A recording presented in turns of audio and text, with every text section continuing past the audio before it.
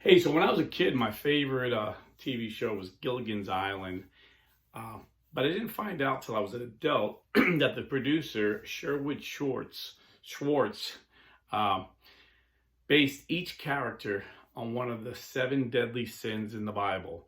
So, for example, I'm going to run through the sins, and then I'm going to show you where the church gets these sins from, and how the church has taught us to overcome these sins. So Gilligan, the sin of gluttony. Remember, he would eat those coconut pies. He could eat a dozen of them at a time and not gain an ounce. The skipper, the sin of anger. Remember, he used to always throw his hat down and yell at Gilligan, and he was generally a good guy, but he would always let anger overtake him. The professor, the perfect man. He was so prideful, though. He had the sin of pride. He represented the sin of pride, like, I'm always right, Ginger, lust. Marianne, even though she was a wholesome girl, she envied. Ginger, she represented the sin of envy. Thurston Howell, the millionaire, he was greed.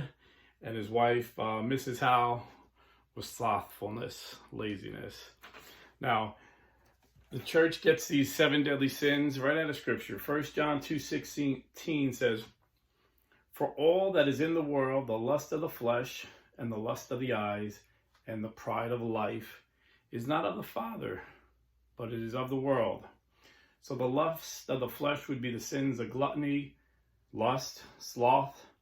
The lust of the eyes would be greed, and the pride of life would be the sins of pride, envy, and anger.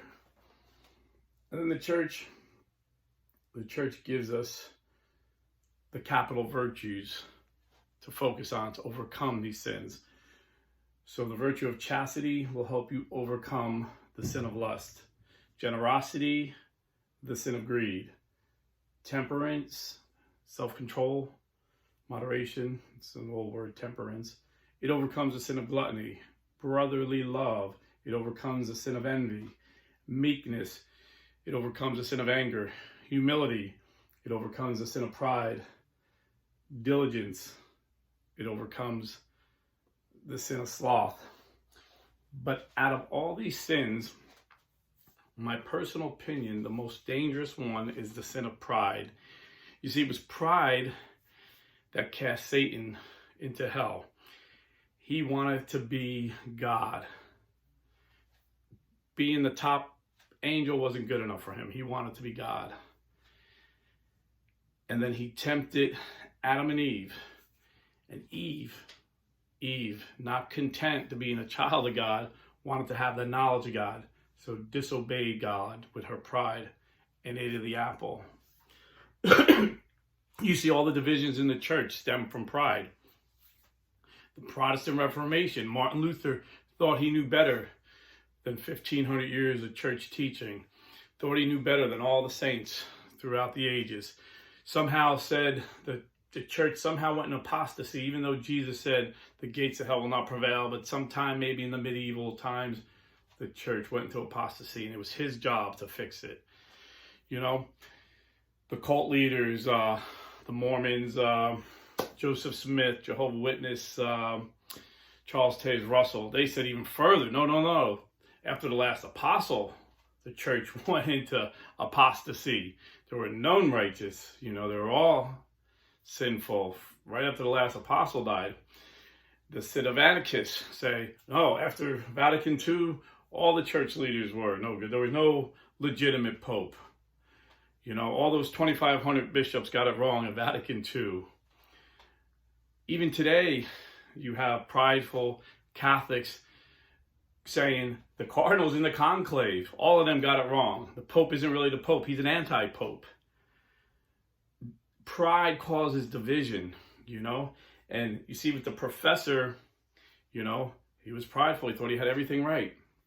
And you see a lot of that with a lot of scholars will be like that. You see in these colleges, these liberal professors will teach these kids that this is a fact.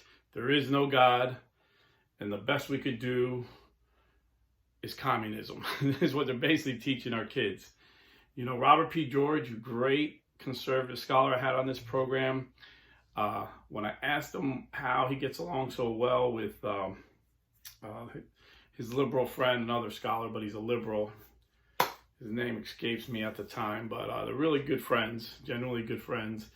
And he said, we could dialogue because even though we disagree, we both know we're not perfect, that I might be wrong.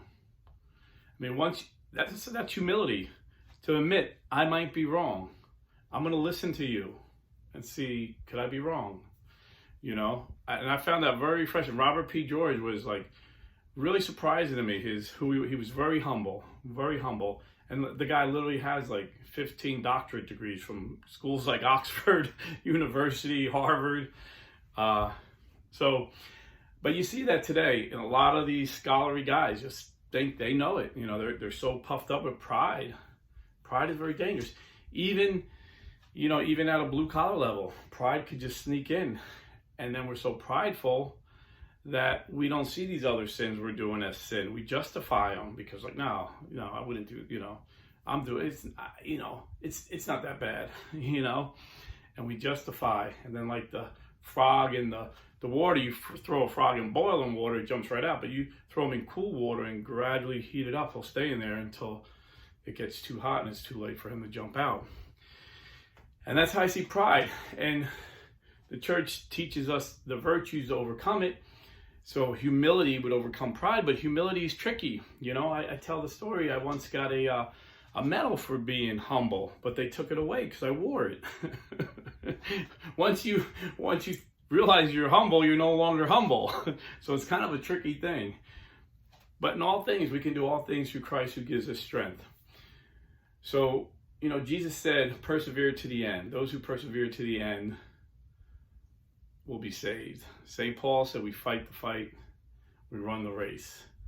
Every day we need to fight the fight. So we need to ask for God's grace. We need to receive God's grace in the sacraments and through prayer, and just keep fighting the good fight and not get stranded on Giligans Island. God bless.